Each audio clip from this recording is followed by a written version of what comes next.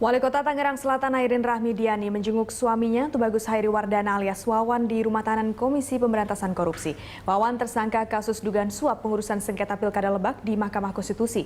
Dan untuk mengetahui suasana terkini di KPK, kita telah terhubung dengan reporter Berita 1 Dina Karina. Dina, siapa saja yang diperiksa hari ini di KPK?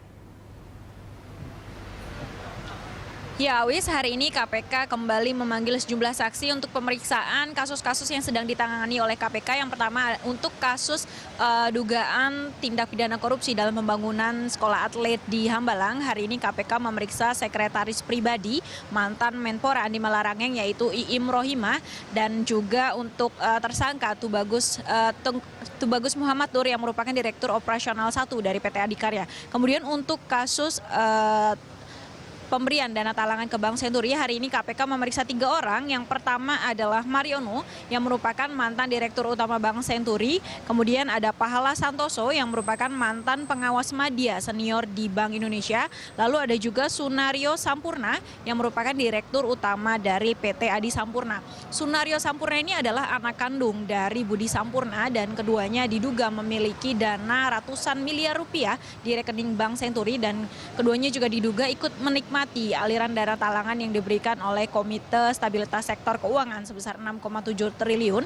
Dan dugaan ini muncul dari adanya audit BPK, di mana dari audit BPK ini ditemukan bahwa ada aliran dana dari Sunario Sampurna ini sejumlah lebih dari 100 miliar rupiah ke PT Media Nusa Pradana yang merupakan penerbit dari koran Jurnal Nasional yang memang diketahui punya afiliasi dengan Partai Demokrat. Dan transaksi itu berjalan sekitar pada tahun 2006 sampai 2009. Di mana pada rentang waktu itu dana talangan untuk Bank Senturi memang sudah diberikan oleh Bank Indonesia. Dan kemudian untuk Pahala Santoso ini merupakan diduga mantan pengawas dari Bank Indonesia yang bertugas untuk mengawasi Bank Senturi, sehingga saat itu dia diduga sangat mengetahui mengenai rasio kecukupan modal dan juga kondisi likuiditas dari Bank Senturi saat sedang akan diberikan dana talangan oleh Bank Indonesia, Awis. Lalu Dina, bagaimana dengan kasus sengketa Pilkada Lebak yang melibatkan Akil dan Airin? Apakah ada pemeriksaannya hari ini? Ya, untuk kasus suap pengurusan sengketa Pilkada di Mahkamah Konstitusi, memang hari ini KPK tidak memeriksa 1 orang pun saksi. Namun tadi pagi ada Amir Hamzah yang merupakan mantan Wakil Bupati Lebak yang datang untuk melengkapi pemberkasan atas pemeriksaan yang dilakukan kemarin terhadap dirinya. Kemudian juga ada Airin Rahmidiani yang merupakan Wali Kota Tangerang Selatan yang datang untuk menjenguk suaminya, Wawan, yang sekarang menjadi tahanan di Rumah Tahanan KPK. Dan tadi sebelum masuk ke gedung KPK, Airin sempat membuat pernyataan terkait dengan penetapan tersangka Gubernur Banten Ratu Atut Hoesia yang juga merupakan kakak iparnya.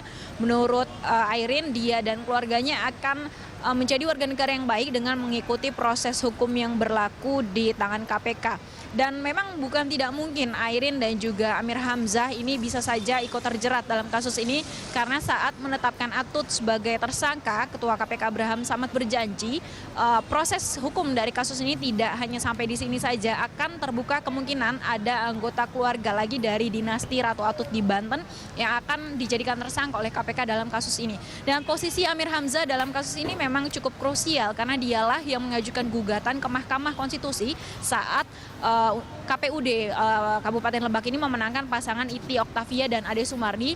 Amir yang tidak terima dengan keputusan itu akhirnya mengajukan gugatan kepada Mahkamah Konstitusi dan mendapat dukungan dari Ratu Atut Hoesia yang menyuruh adiknya Wawan untuk menyuap Akil Mukhtar untuk memenangkan gugatan yang diajukan oleh Amir Hamzah ini, Awis. Ya baik, terima kasih Dina. Demikian pemirsa, Dina Karina melaporkan langsung dari gedung KPK Jakarta Selatan.